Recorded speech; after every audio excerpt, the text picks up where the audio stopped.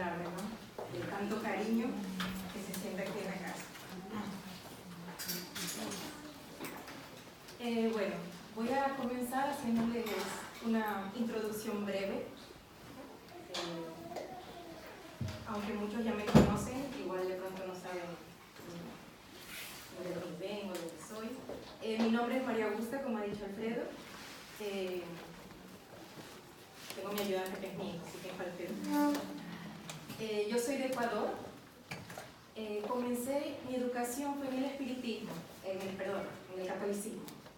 Y la verdad que soy muy grata a ello, porque fue donde ellos me enseñaron lo que es la solidaridad, el amor al prójimo. Cómo empecé a conocer lo que son los voluntariados, entonces soy muy grata a ello.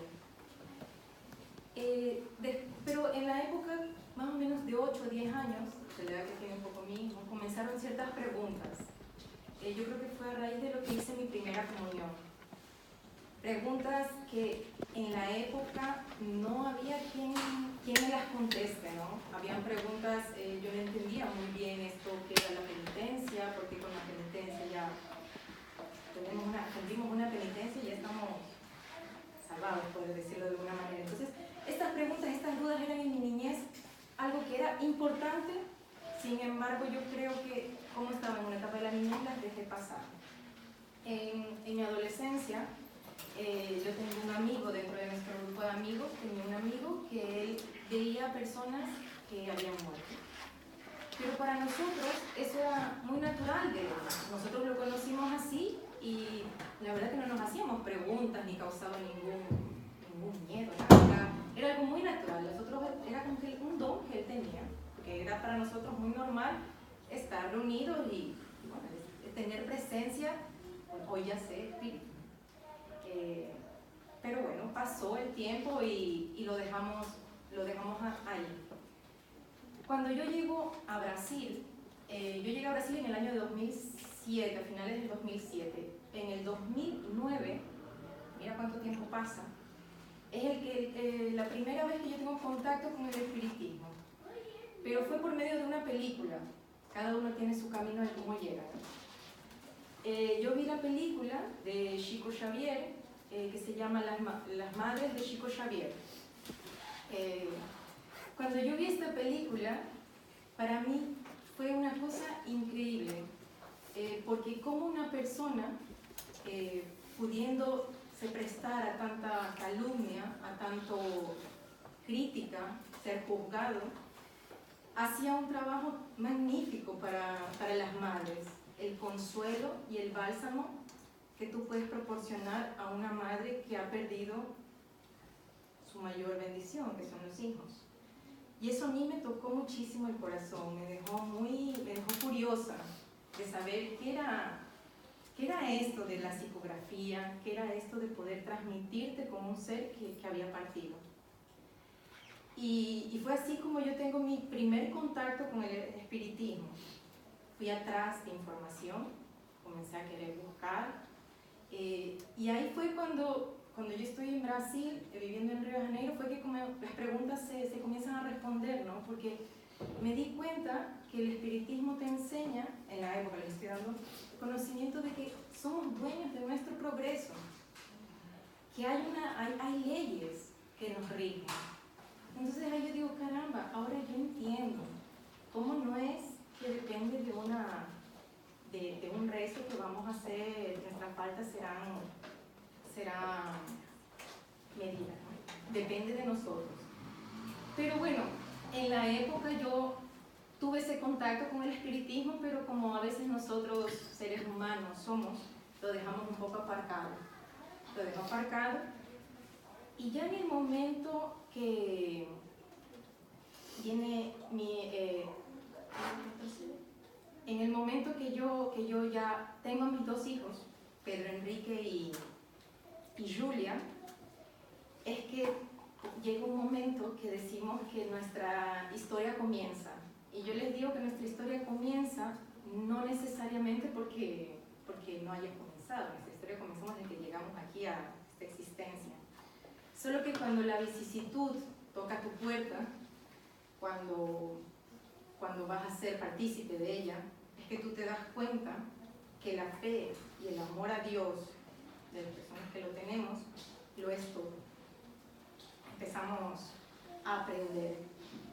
Entonces, mismo nosotros en ese momento que comenzamos a tener una historia, podemos decir que también tuvimos los gestos de amor y solidaridad más grandes.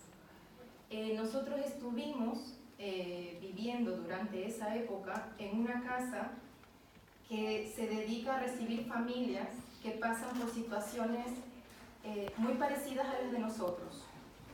Eran 39 familias que también pasaban por algún momento de tribulación o enfermedad con sus hijos.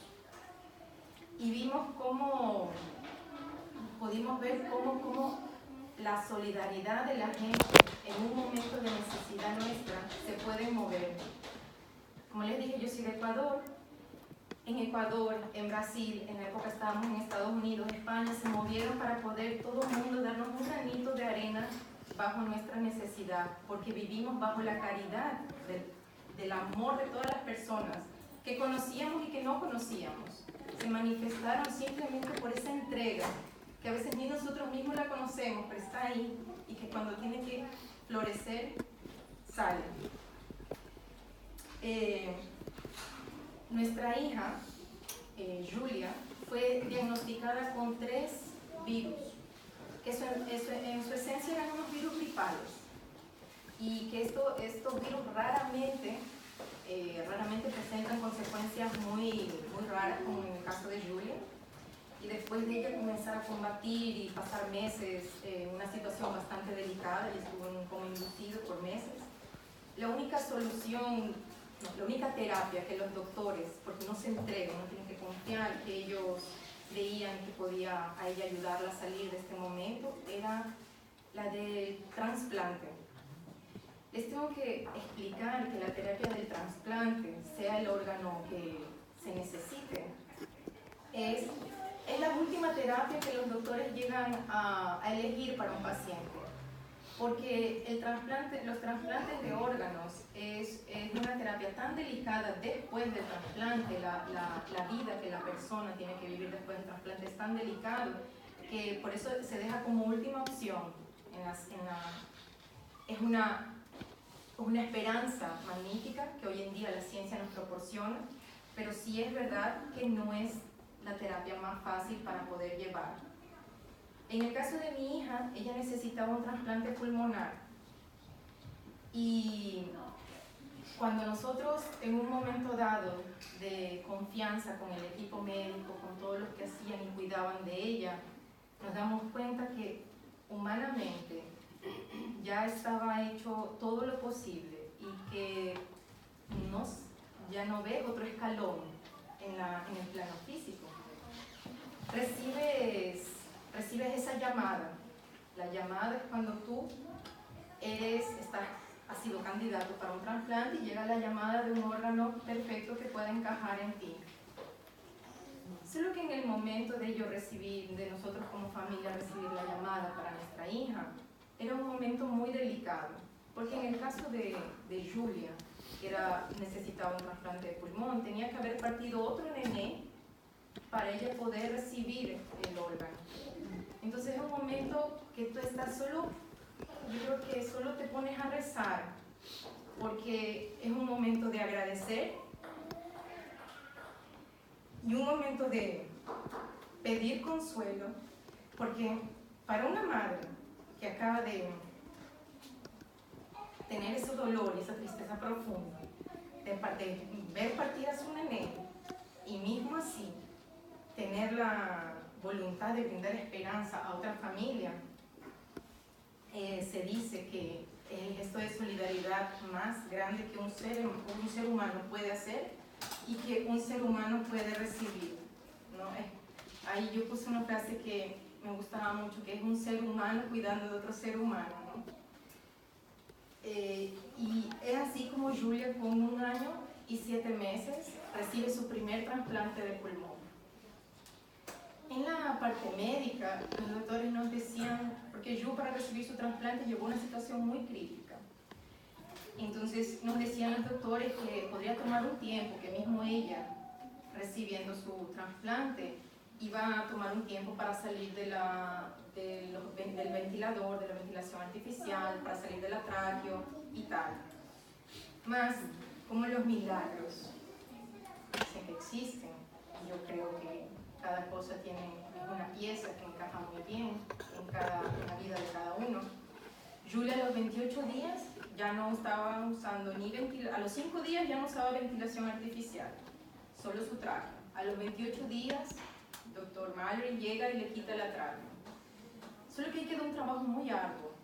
La vida de las personas que yo ya les comento tienen trasplante, dependiendo de la situación o el momento que lo reciban, es bastante arduo. Ellos lo hacen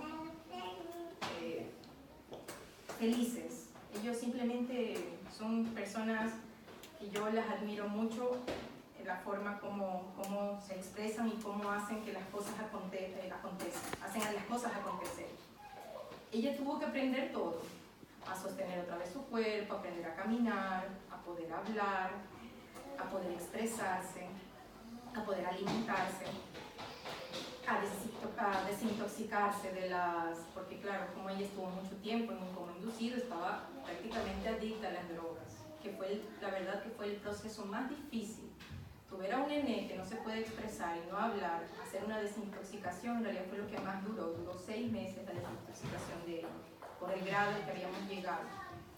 Sin embargo, todo eso eran etapas de perseverancia, que ahí está donde nosotros nos unimos como familia. Nos unimos y salimos a flote, con conflictos, con altercados, pero salimos. Es donde se demuestra la unión y la fuerza, el amor y la esperanza. Solo que en la vida del trasplante, todo tiene a veces un rechazo. Y el rechazo se puede dar en cualquier momento, puede ser inminente, al segundo que te colocan el órgano. Hay muchas historias, puede ser a cierto número de años. La estadística de un trasplante de pulmón son 5 años. Sin embargo, uno no tiene que medir el tiempo, uno tiene que hacer calidad ese tiempo. Después de 1 año y medio que mi hija ya tenía su primer trasplante, empezó a presentar un rechazo. Los rechazos pueden ser eminentes, se pueden dar muy rápido. Entonces, este rechazo de ella fue crónico.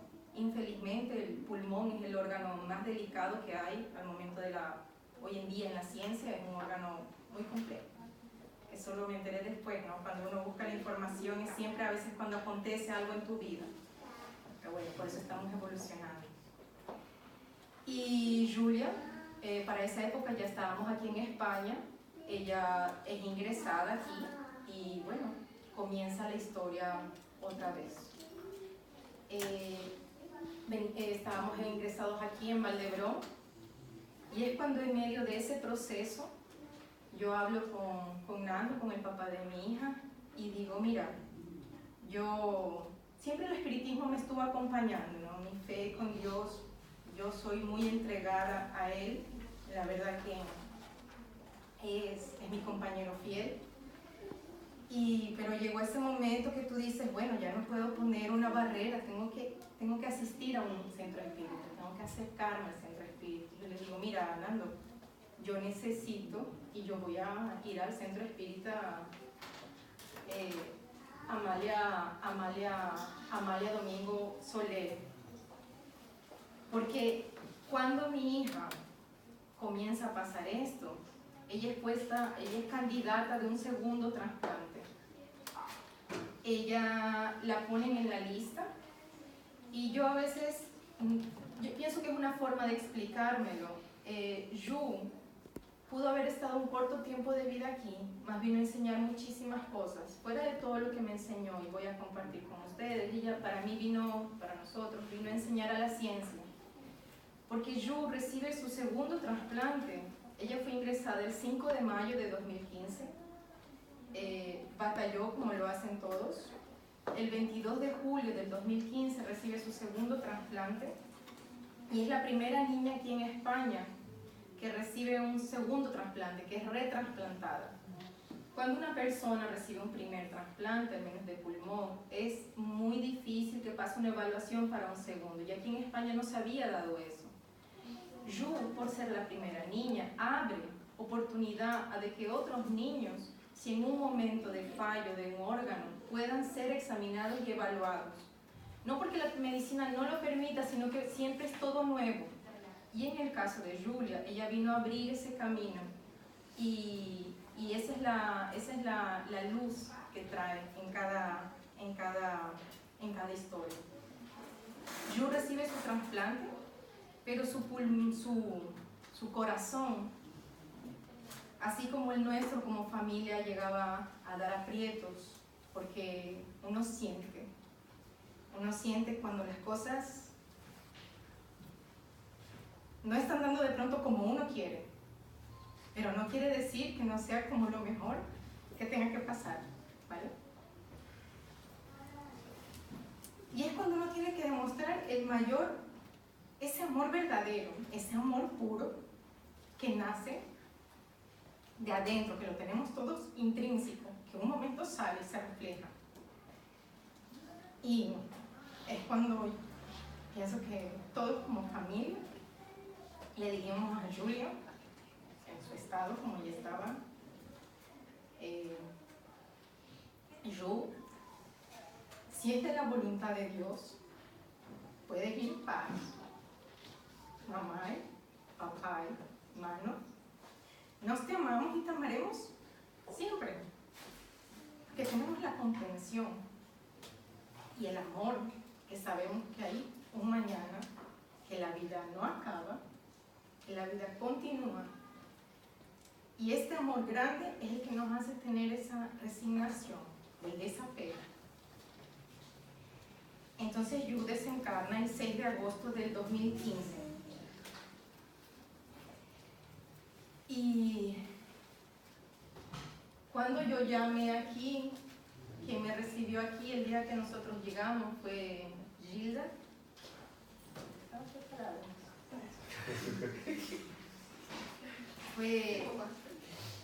Fue Gilda que nos recibe aquí, y llegamos al Centro Espírita Amalia Domingo Soler.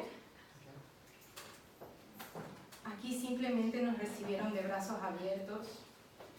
Es una familia maravillosa. Yo la verdad creo que yo cuando encontré el espiritismo, yo dije que con el espiritismo yo hice como novios, ¿no? Encajamos de una manera tan perfecta. Con el Centro Espírita, mira que yo no soy mucho de estar hablando, pero la verdad que encajamos también de una manera muy perfecta, porque sabe abrazar todas las causas y te dan una fuerza que en esos momentos tú más precisas, más necesitas, porque mismo a veces teniendo cierta parte de conocimiento, tú te das cuenta que es un aprendizaje, y es un aprendizaje, o sea, es un continuo aprendizaje a diario. Te das cuenta que tú no puedes dejar de estudiar, tú no puedes dejar de buscar información, dejar de aprender. Entonces llega un día Alfredo y me dice: María Augusta, ¿tú te animas a dar una charla? Y yo le digo: Alfredo, yo no es que no me anime, lo que pasa es que yo así mucho conocimiento doctrinario yo no me siento, la verdad, que tengo. Sin embargo, yo tenía esa cosa dentro, ¿saben? Esa cosa de poder querer compartir la experiencia que nosotros vivimos. Porque a cualquier ser humano le tocan la puerta. No podemos golpearnos mucho, o sea, golpearnos o reclamarnos mucho, porque a nosotros, sino que entender que a mí, a mi vecino, a mi amigo nos puede tocar. Entonces yo tenía mucha ilusión, mismo sabiendo que iba a poder ser un momento frágil por el sentimiento, de querer compartir con ustedes. Y por eso yo escogí estas 3 palabras estas 3 palabras de duelo, emociones y espiritismo, porque 2 anteriores. de duelo, emociones y espiritismo, porque, y dentro de ellas hay otros contextos. Deja así nomás, corazón. Bueno, no pasa nada. Dentro de estas 3 palabras hay otros contextos, pero para mí las encerraba dentro de ellas 3 por el camino que fue, que ustedes poco a poco me irán acompañando. Duelo. Al momento de hablar de duelo, ya que todos tenemos, el poco conocimiento que tengamos, vamos a hablar de duelo en los tiempos de hoy, el también conocido luto. Vamos a entender todos que duelo, cada vez que el ser humano experimenta una pérdida, pasa por un periodo de duelo. Eso quiere decir que probablemente todos, si hacemos una introspección de nuestra vida, vamos a entender que en algún momento dado ya pasamos por una época de duelo.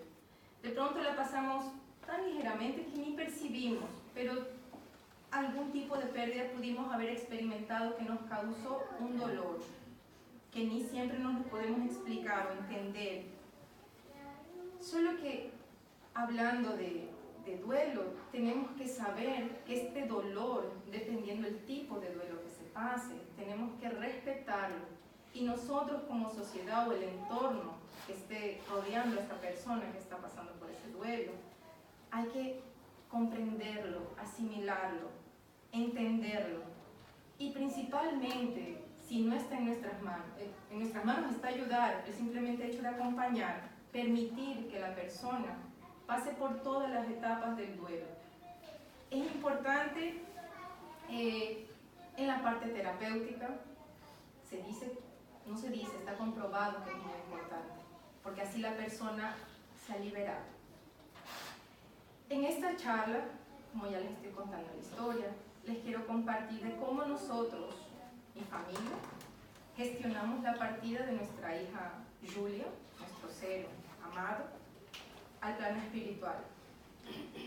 Quiero hablar, cuando hablo de la pérdida de un hijo, a mí me parece es un tema muy delicado, muy sutil, y es por eso que yo quiero dirigirme con el mayor respeto a todas las madres y a todas las familias que han perdido o han pasado por una situación de la pérdida de un ser querido, porque depende cómo este proceso haya sido, depende de la forma como haya sido, es simplemente con el afán de pasarles cómo yo, por la voluntad, por la búsqueda de autoconocimiento, con la fe razonada, sigo y acredito que la vida es maravillosa, que la vida es un lugar de enseñanza, de aprendizaje, y que es un lugar donde tenemos que estar felices de estar los que todavía tenemos oportunidad. Por eso es que yo les voy a explicar nuestra situación. Una de las preguntas cuando pasas por una situación de pérdida es que las personas tienen la curiosidad de saber cuánto dura el duelo. Hay una receta específica. Y para el duelo no hay una receta específica, no hay un tiempo que podamos decir que dura el duelo. Cada persona lo lleva de cierta manera.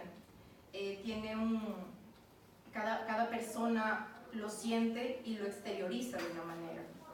Porque nosotros, el duelo, llega un momento que dependiendo de la situación, no estamos preparados, nos toma de sorpresa y nos enfrentamos a situaciones que no son de nuestro día a día, no es de nuestro cotidiano. Yo hablé con una amiga sobre ella acompaña a familias que están pasando por esta situación y ella me habló de las etapas del duelo. Dentro de las etapas del duelo, ella me compartió esta figura que ella me dijo que era interesante para ella porque dentro de su experiencia la poníamos, era en una parte así, no tienen un orden específico, más en la terapia la idea es empezar por la negación ira, negociación, depresión y aceptación. Pero esto es lo que siempre dice la teoría. Sin embargo, como les dije, cada persona es única. Y para poder, antes de hablarles de cada etapa, tenemos que ver esos dos significados. Entender es percibir el significado de algo, aunque no lo comprendamos. Quiere decir que nosotros entendemos muchas cosas en nuestra vida. Pero comprender es cuando hacemos propio y para nosotros es parte, es consecuencia de nuestros comportamientos.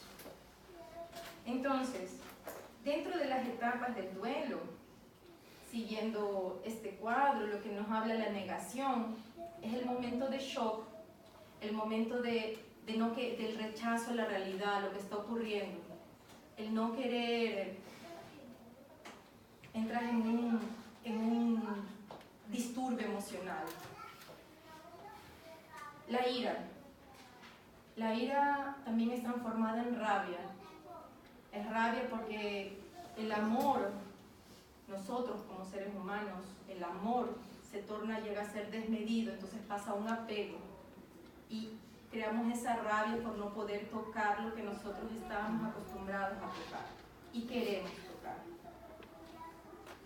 La negociación es cuando llega ese momento que tú dices, bueno, estar con iras, con rabia, enfadado, no aceptarlo, no me está ayudando en nada.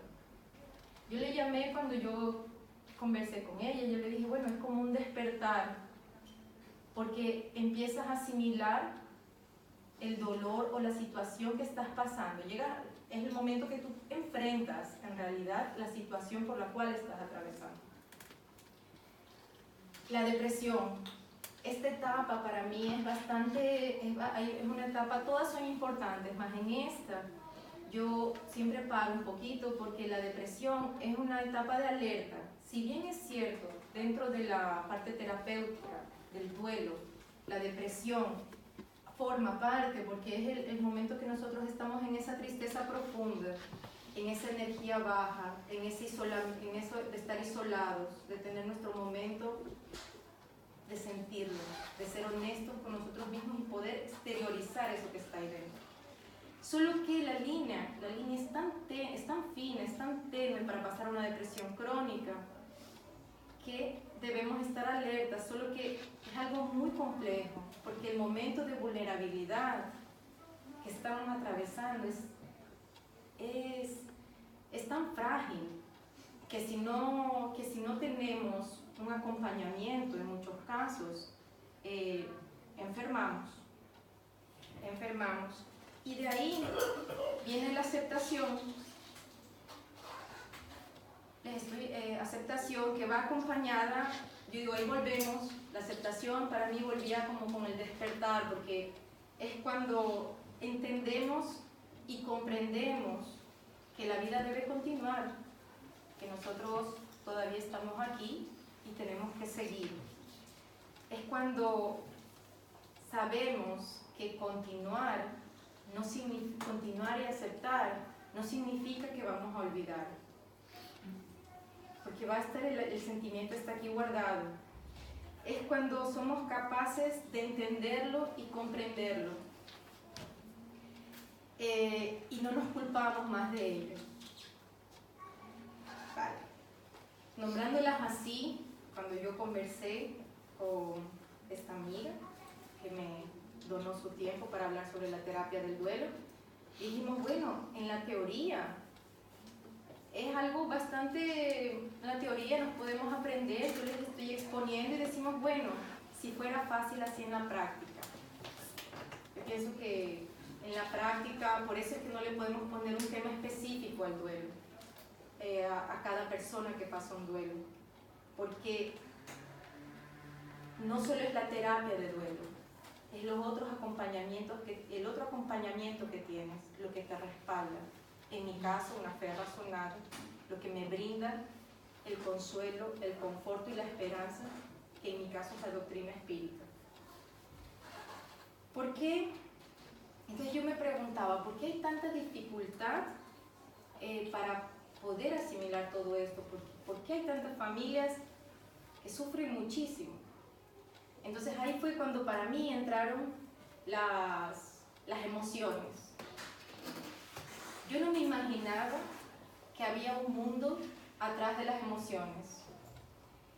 Hoy en día hay simplemente tesis doctorales hablando sobre lo que se trata en las emociones, la importancia que ha despertado el mundo de las emociones. Claro,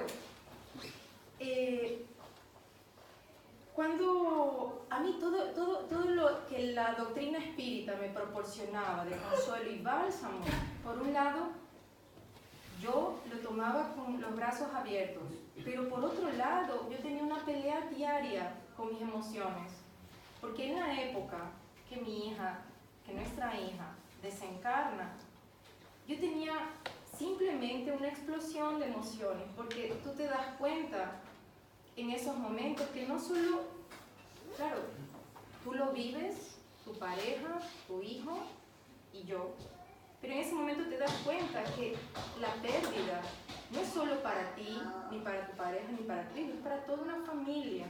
Entonces tú tienes que lidiar con las emociones de tuyas, de tu familia, de tu entorno familiar, que son mamá, hermanos, y bueno, y todo esto vamos agregando círculos.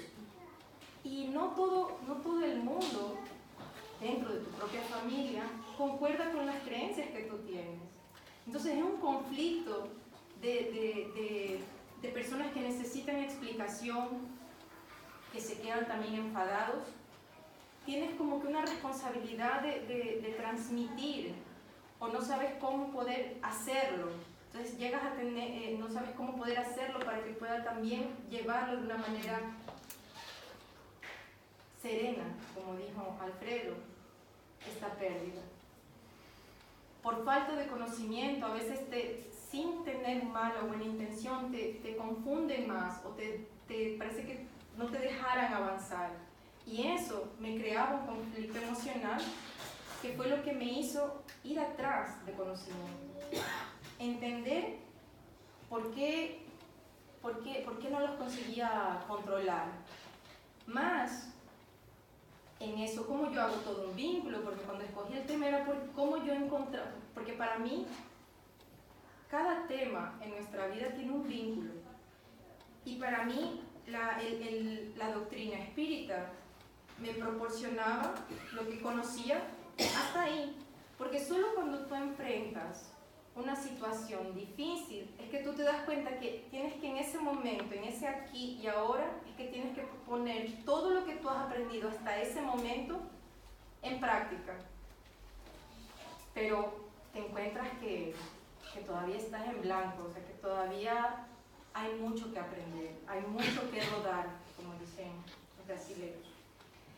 Y entonces lo que yo hice fue ir atrás de lo que era el mundo de las emociones, comenzar a indagar acerca de ellas, y encontré que las emociones son impulsos, que las emociones simplemente se manifiestan, que las emociones pertenecen a nuestra mente, como lo dicen, a nuestra mente emocional, y que la parte que para que el cerebro racional llegue, ya la emoción ya se manifestó, ya se exteriorizó.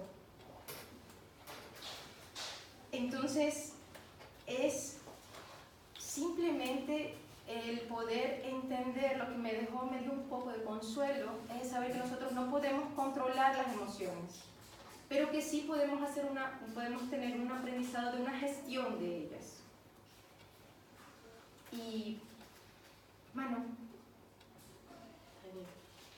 y entonces es cuando yo veo que las emociones, todo lo que nos produce esta emoción, viene de nuestra evolución, porque como ya lo hemos visto aquí en el centro espírita, ya hemos estudiado dentro del Evangelio, de la doctrina hace 2 semanas, que nosotros estamos aquí hoy en día por nuestras emociones, porque en un momento dado de nuestra evolución tuvimos que vivir a base de ellas, tuvimos que vivir por instinto para poder procrearnos, para poder alimentarnos. Por eso es que nuestra mente emocional se activó primero, diciéndolo de alguna manera. Solo que hoy en día tenemos, por evolución, ya tenemos nuestra parte racional y por eso tenemos la facultad de poder aprender a gestionar nuestras emociones. Entonces viene una frase de Emmanuel que me dio soporte. Dice: aprendamos a soportar las dificultades con paciencia, sepamos escuchar sin discutir, comprendamos para ser comprendidos, sigamos el camino del bien, abriendo el corazón a través de la sonrisa, porque la felicidad no entra en puertas con llave. Esto nos hace ver que para nosotros poder aplicar esta frase de Manuel es que tenemos que hacer uso del conocimiento que tenemos a nuestra disposición. Por eso que sepan que lo poco o mucho que haya aprendido es porque fui atrás del conocimiento. Hoy en día tenemos mucho material didáctico que nos puede enseñar acerca de nuestra gestión de emociones. Ya les presentaré al final la bibliografía para que sepan cómo, tanto libros espíritas como no espíritas, poder entender un poco cómo viene nuestra evolución, por qué nosotros tenemos ciertos comportamientos, por qué nosotros reaccionamos. El espiritismo es una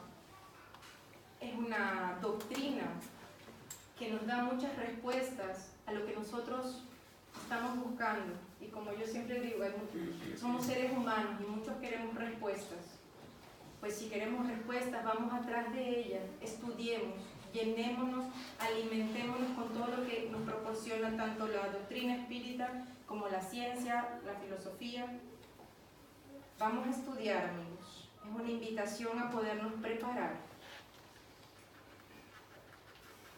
Porque emoción es un movimiento que sale hacia afuera, es una respuesta. Son estímulos acerca de nuestros acontecimientos y se exteriorizan, como les dije, sin pedir permiso. Solo que la emoción, como les hablaba, que viene de nuestra evolución, la emoción se antepone al pensamiento. Y yo, como lo vinculo con la doctrina espírita, decimos en la parte de la doctrina espírita, nosotros venimos arrastrando cosas de nuestras vidas pasadas, ¿no? Y a veces tenemos sensaciones de que ya tenemos idea de lo que está pasando o tenemos un reflejo, una acción, sin ni siquiera saberlo. Y la emoción, como te escuché también, Janaína, en la charla, es también eso, porque la emoción también a veces se refleja como un rasgo de cosas, de acontecimientos, porque las tenemos en el recuerdo y que se presentan simplemente así. Pero para que todo esto podamos aprender a gestionar, tanto el duelo, la parte emocional, es donde para mí entra el vínculo con el espiritismo, porque tiene que nacer la voluntad, tiene que nacer de aquí adentro, tiene que ser sincero, tiene que ser honesto. Y entonces es cuando yo digo que es cuando yo digo la voluntad al cambio, porque si en un momento dado les hablé de la tristeza que hace parte del proceso de duelo, si esta es bien gestionada, pasa a ser el proceso para la aceptación, siempre de alerta, por la línea tenue que les hablaba. Por eso es la voluntad, por eso es ese conocimiento a más, ese plus que podemos darle a nuestra vida de tener una fe, en nuestro caso razonada, lo que nos brinda el espiritismo. Para comprender que toda emoción mal gestionada puede provocarnos efectos positivos o negativos en nuestra vida, y porque a veces enfermamos o vemos personas que se encuentran inmersas, hay actitudes y emociones que traen salud, que son la alegría, la paz, la seguridad, la flexibilidad mental. Esta me llamó mucho la atención porque es la manera como nosotros aceptamos no ser dueños de la verdad y recibimos lo que nos vengan a comentar y aceptamos. El optimismo, la humildad, bondad y todas las demás virtudes humanas. Es un dar y recibir, un intercambio, una troca. Por eso nos dejan en una sintonía alta.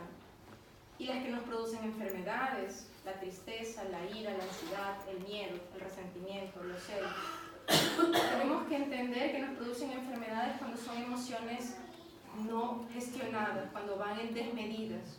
Porque inclusive las negativas, por decirlo de alguna manera, pueden ser positivas en nuestro comportamiento. Más el desequilibrio por no tener, por el desconocimiento, es lo que nos puede enfermar, y por eso es que vemos muchos amigos, muchos hermanos enfermos, inmersos en esto. Por eso, como les digo, la resignación y la voluntad, que son palabras que ya les he nombrado, es lo que hacen para mí, para el ser humano, la transformación, lo que te lleva a la autorreforma, al autoconocimiento, a dar nuestra mejor versión.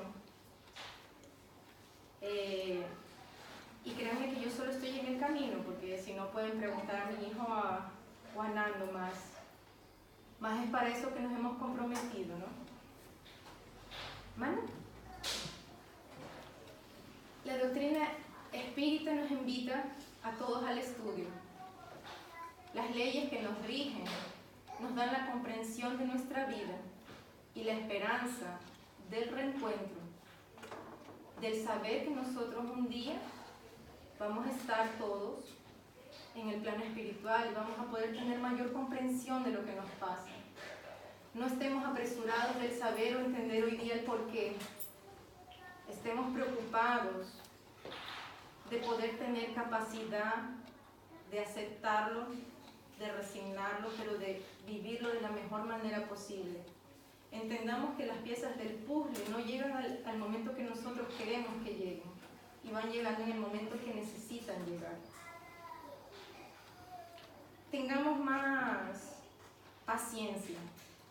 Tengamos paciencia a la trayectoria de nuestra vida.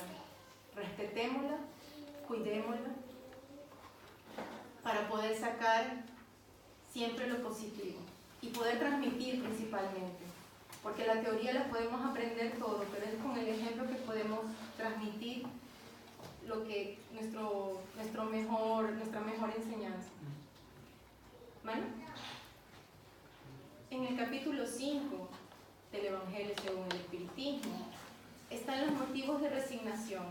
Hay dos motivos, pero me quedé con el ítem 13, que dice: el hombre puede aliviar o aumentar la amargura de sus pruebas por la manera como enfrente la vida terrestre. Sufre tanto más cuanto más larga ve la duración del sufrimiento. Así, pues el que se coloca en el punto de vista espiritual abarca de una sola ojeada la vida corporal, la ve como un punto en el infinito, le comprende la brevedad y dice que ese momento penoso pasará muy deprisa. La certeza de un porvenir próximo, más feliz, le sustenta y le anima, y en lugar de quejarse, agradece al cielo por los dolores que le hacen avanzar. Esta parte del Evangelio nos deja a nosotros claros de la autorreforma que necesitamos para poder comprenderlo. Es la fe razonada la que nos permite, es la que nos hace entender la finalidad de nuestra jornada, la que nos deja poder entender que nuestros tesoros, nuestra mayor bendición, nuestros hijos, no son nuestros, que están aquí, que nos han encomendado a nosotros, para nosotros sacar nuestra mejor versión, para nosotros transmitir a ellos lo mejor que podemos, para nosotros enseñar a ellos lo que sabemos. El amor nos permitirá un día poder nosotros alcanzar la resiliencia, no solo hacia nosotros mismos, sino hacia los demás. Vamos a comenzar a hacer el trabajo en nosotros para poder exteriorizarlo. Es malo, pero no pasa nada. Y bueno, probablemente no está bien ahí, no pasa nada. Pero, bueno, probablemente en este punto ustedes me han escuchado hablar de la partida. Yo me preguntaba, yo misma cuando pensaba en la charla, yo decía, yo no nombro, a excepción de cuando les conté lo de mi amigo, no nombraba a esta palabra. Ya hablo partida, despedida, ida.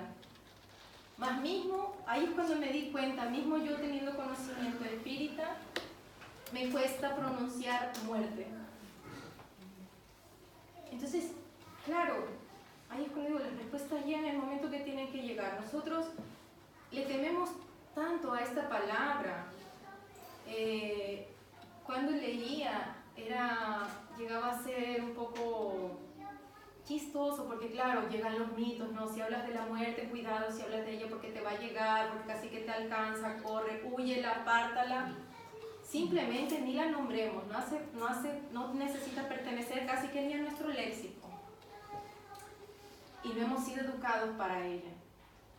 Idealizamos un mundo dejando a la muerte de lado, siendo que ella forma parte de nosotros. Nosotros desde el minuto cero que nacemos y salimos del vientre de nuestra madre y comenzamos a respirar por nuestros mismos medios, ya comenzamos a morir. ¿Cómo será la forma de nosotros morir? Ya cada uno la tendrá más, ya empezamos a morir, ya estamos relacionados, ligados a la muerte. Sin embargo, nos cuesta mucho poder hablar de ella, poder saber que ella es parte de nosotros, que así como nacemos, llega. Y le tenemos tanto miedo. ¿Por qué le tenemos tanto miedo? ¿Por qué no hablamos acerca de ella? Yo me di cuenta que o las familias que hablan acerca de la muerte se están liberando, y ese dolor, sufrimiento puede ser mejor gestionado cuando tú conoces o cuando te enseñan que la muerte hace parte de tu ciclo aquí en el plano físico.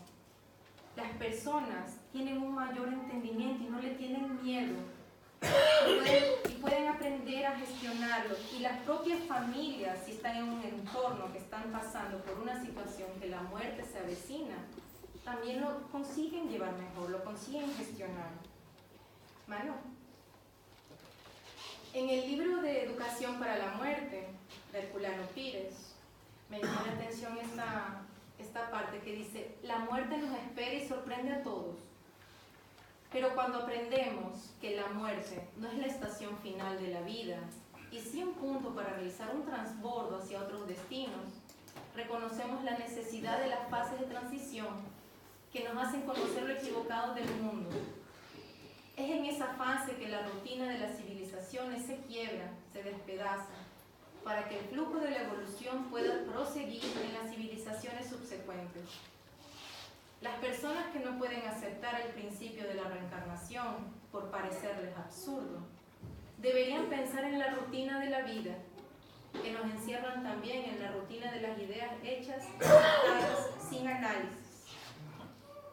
Es aquí donde la doctrina espírita es nuestro compañero y siempre nos invita a razonar. Siempre cuando hablamos en las clases, aquí en el centro espírita o en el centro espírita, no es lo que les estamos diciendo, porque simplemente estamos compartiendo información que creemos, que es que tienen por esa razón que creerla y llevarse con eso saliendo de aquí. La invitación es a poder crear, a poder hacer ustedes su propio pensamiento y su propia convicción, para cada uno crear nuestros valores y objetivos, para cada uno tener nuestras propias conclusiones. No es algo impuesto, es algo que se busca, y es en la búsqueda en lo que estamos. Cuando nos vamos educando acerca de la de la muerte, y ya le incluimos a la palabra muerte dentro de nuestro vocabulario, nos preguntamos cuándo es el momento más idóneo de hablar de la muerte. Y llegué a la conclusión que el momento idóneo, no hay momento idóneo, hay que hablar a la muerte desde niños. Cuando yo asisto aquí al centro espírita y sé que mi hijo va a tener clases de infanto juvenil, yo me quedé muy feliz también porque yo sabía que podían hacerle partícipe de las clases y del entendimiento y tener esa fe razonada. Entonces, cuando tú hablas con los niños, probablemente sean ellos los que te den una cátedra del entendimiento que ellos tienen, de cómo ellos ven las cosas. Pero eso tiene una respuesta. Hay mucho, ya les he dicho más de una vez, hay mucho material didáctico para poder ellos entender y tener conocimiento, tanto para adultos como para infantil. Una cosa que nos gusta a todo ser humano es que siempre nos hablen con la verdad. Y fue así como nosotros hablamos con nuestro hijo Pedro Enrique. Siempre le comentamos y siempre compartió con nosotros la situación que vivía su hermano. Mismo en su corta edad, que tenía 5 años, yo creo que era él el que nos daba aliento a nosotros para seguir adelante, para darnos fuerza. Puede ser que yo no hubiera hablado de la muerte con él antes, pero las circunstancias se anteponen. Las circunstancias se anteponen y tú tienes que enfrentarlas. Porque yo pensé, si Dios me encomendó, que pienso que Dios, y nosotros sabemos que Dios es inteligencia suprema y que es infinitamente amor. Si Él me encomendó de yo ser la compañera de mi hija, sacar mi mejor versión para mis hijos, yo podía cumplir esta misión y acoger esta dádiva de aprendizado que tenía. Entonces, no iba a parar por la partida de mi hija. Más bien era porque tengo en esta encarnación presente la voluntad y la resignación para hacerlo. Y es por eso que yo quise pasar a nuestro hijo Pedro Enrique esa fe razonada de aceptar la muerte con comprensión, con resignación, con indulgencia. Que él tenga claro que la muerte no es el fin, que no es el que se acaba la vida, que simplemente es el fin aquí en el plano físico, que nosotros seguimos en el plano espiritual. Yo quise pasar a nuestro hijo Pedro Enrique, que él mantenga el amor a Dios, que comprenda y acepte que nosotros tenemos un fin, una misión. Explicar que eso hace parte de nuestra evolución, que tenemos leyes de progreso, leyes que rigen el universo, y que no buscamos el porqué, que cada vez que yo escucho charlas, yo voy entendiendo que no es buscar el porqué, sino el para qué. El para qué. Para poder evolucionar, para poder crecer, para poder trascender. Yo quiero que Pedro Enrique sea mejor versión que la versión que yo pueda sacar. Por eso siempre le hablamos con la verdad. Y le dijimos que la palabra muerte no es una palabra a la que hay que temerla, que es una palabra que pertenece a nuestro vocabulario, que nos educamos para ella, y que nosotros, cuando la muerte llega y toca tu puerta, estamos pasando a la vida y estamos volviendo a casa, al plano espiritual. Tenemos la luz del espiritismo que nos brinda eso. Y tenemos que ver también luz en la muerte, porque la muerte nos invita a filosofar, nos invita a poder preguntarnos si estamos dando valor a nuestro día a día. Les estoy invitando a recordar que la muerte nos llega en el momento a veces menos pensado. Entonces vamos a filosofar sobre la muerte y a ver si le estamos dando importancia a cosas que no son tan importantes. A ver si estamos dejando pasar momentos por falta de alguna cosa. A veces parece que te lo dicen, di todas las veces que quieras, di todas las veces que ames, dilo, porque si nos vamos a educar para la muerte, tenemos que saber vivir. La muerte nos puede traer madurez, pero calma, que todo toma su tiempo, hay que respetarnos cada uno nuestro tiempo. Pero la muerte también en vez de verla por esa manera negativa, también la podemos ver positivamente, como les estoy diciendo, y poder ser gratos a la oportunidad que tuvimos, como en este caso, no tengo duda alguna que tanto Nando, Pedro y yo fuimos gratos a la oportunidad que Julia nos brindó a nosotros por habernos escogido como familia, porque probablemente, no tengo duda que si mi hija no hubiera pasado por mi vida, no estuviera sacando esta versión de mí, me hubiera tomado más tiempo. Soy grata porque el día que hubo una despedida para ella, una amiga escribió, no es el tiempo que la persona está aquí, y sí todo lo que ella te puede transmitir en el tiempo que estuvo aquí. Julia, fueron 3 años y medio, pero vamos, 3 años y medio que gracias a Dios hay una pluralidad de existencias, porque me va a faltar mucho para poder agradecerle a ella y a todos los que formaron parte y forman parte de esta historia, para poder agradecer. Mas tengo la gracia de saber que puedo trabajar desde el plano físico, y cuando esté en el plano espiritual seguiremos trabajando.